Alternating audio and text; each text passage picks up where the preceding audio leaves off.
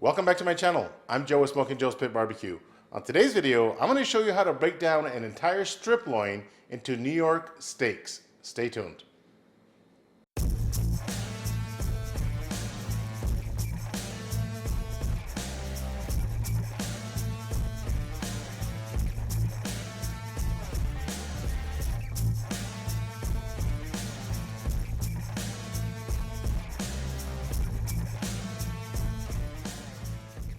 All right, so here's my strip loin. This is a USDA prime from 1855, black Angus, so you know the quality is going to be fantastic. Now at 1855, they carry prime and upper 2/3 choice. So as long as you see that 1855 badge, you know you're getting a good quality piece of meat. So I'm just going to take this out of the plastic. As always, try to keep most of the purge inside of the plastic. A lot of people think this is blood, but it is not blood. It is myoglobin and some juices that is released from the meat itself. The blood has been completely removed from the animal at this point. So just wipe it down. All right, so we're gonna start with the back side of the strip loin itself. You've got a lot of connective tissue. You gotta remember this is where the bone was that a lot of people refer to the T-bone. Obviously you have the strip loin on one side or the New York strip on one side and the fillet on the other side. So you've got some connective tissue, and that's the very first thing I'm gonna be removing. Just take it all off. I'm using a Dell Strong fillet knife for this process. So just take all of this connective tissue and some of the fat off. If you leave this on, it'll be extremely tough once you start cutting into your steak. Now there's two different ways that you can trim a strip loin, okay? You can trim it whole, like I'm doing right here, or you can cut it down into steaks and then trim afterwards. I'm gonna be doing a combination of both, okay? I like to remove the connective tissue when it's whole like this. It just makes it a lot easier. And I'm gonna cut it down into steaks and show you guys how I trim the New York steaks. Now the reason they call these New York steaks was because back in the 1800s, there was a steakhouse in New York that started to serve these cuts of meat, and that's how the name stuck. The New York strip steak. I'm taking off a little bit at a time. Okay, that looks good right there. All of our connective tissue is gone. So now I'm gonna flip this over. So what I do at this point is just push the entire strip loin in. And if you have any edges that are kind of hanging out, you want to trim it at that point so that all of your steaks are nice and even.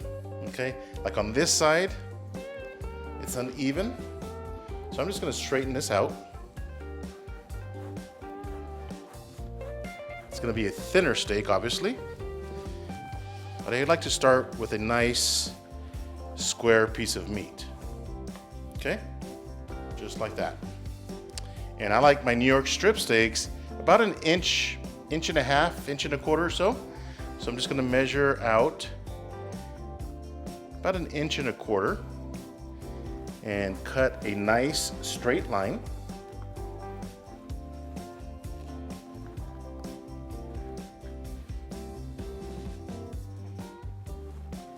Again, about an inch and a quarter.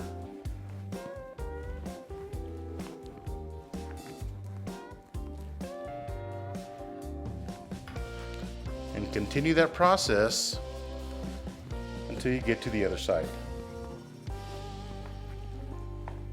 So cutting down your own strip loin really saves you a lot of money versus having the stores do it themselves. Okay, the more processed the steak is, the more expensive it's gonna be. If you buy those really nice looking display packs from the store, that's gonna cost you more than if you were to buy the entire strip loin and trim it at home yourself. Plus you have 100% control of how thick your steaks are gonna be, okay? So I can get two more steaks out of this edge right here. All right, so now that we've got our steaks cut out, I do wanna talk about the different steaks that you're gonna find within the New York strip steak. The more desirable pieces are gonna be over here on the thicker side. The less desirable piece, a little bit tougher, is gonna be on this side, and I'll show you that. So you have your strip steak right here on this bottom piece. And right here is the start of the sirloin. Now the sirloin is actually really tasty, but right in between, you're gonna have this connective tissue. So what you can do is you can just go in there with your knife and cut these really small holes throughout this connective tissue. That's really gonna tenderize this piece of the steak so it's not tough, okay? It's not gonna be fun to chew through. So what you wanna do is flip your next steak over. See how it gets smaller right here? Right in here is what you wanna tenderize, just with the point of your knife, okay? It's actually pretty tough to go through.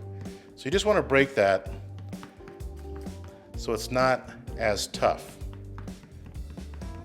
okay? Let's check this one. Well, on this one, it's got a little bit on there. I bet you the next steak will not have this connective tissue. Yep, it's completely gone. You can see that right there. You got all strip steak, okay? Now the best steaks are gonna be right here, these center cut steaks. So these 4 steaks, man, they are going to be the tasty ones. Look at that marbling, solid piece of meat. All right, so the butchers at 1855 did a really nice job of trimming this tail down. But if you look right here, see this kind of gray membrane right here? That's connective tissue as well. You want to remove that because that's going to be extremely chewy. So what you want to do is just come in here and take that completely off, okay? If not, again, you're going to have an extra chewy piece of meat and your guests are going to be chewing on this for about an hour, okay? Take it down a little bit more. There we go. The rest of this, you can leave this fat on there. A lot of people like that fat, but that is the perfect New York strip steak right there. So what you want to do is just go through your steaks and you can see that connective tissue right here. Take that completely off. Try not to take off so much meat.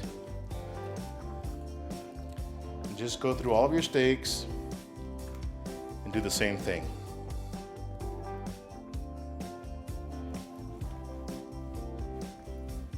All right, so this steak has a really large piece of that connective tissue that I can show you guys.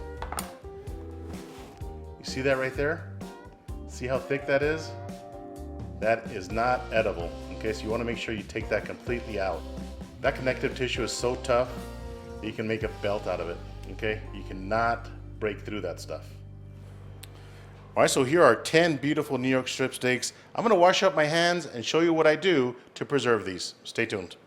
All right, so before I preserve my steaks, I like to season them. That way when we cook them up, they're nicely seasoned. And my favorite steak seasoning is this California tri-tip from Cattleman's Grill. If you guys are interested, check out the link below and grab yourself a few hundred of these bottles because this seasoning is absolutely delicious.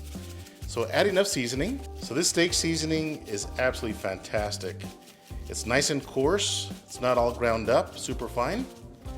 And it is really tasty. So season your edges.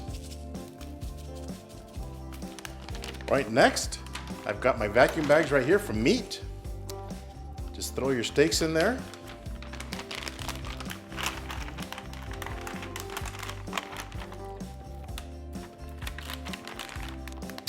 All right, so I've got my meat chamber vac right here. I'm gonna put my steaks inside here. Put the bag under these 2 little lips right here. Make sure the bag is flat across the sealing bar. I've got it on automatic for the large bags. And there you have it. All the air has been removed from the bag, double sealed. These are good quality bags. Now, if you do this, if you vacuum seal your steaks this way, these steaks will be good for 8 months inside your freezer and you will not get any freezer burn on your meat. And there you have it, folks. We got our New York strip steaks perfectly trimmed, seasoned, and ready for your next barbecue. I hope you guys enjoyed this video. Don't forget to check out 1855 Beef, Del Strong Knives, and Made with Meat. If this is your first time to my channel, do me a favor, hit that subscribe button. And if you enjoyed this video, give me a thumbs up. Until next time, Joe with Smokin Joe's Pit BBQ. See ya.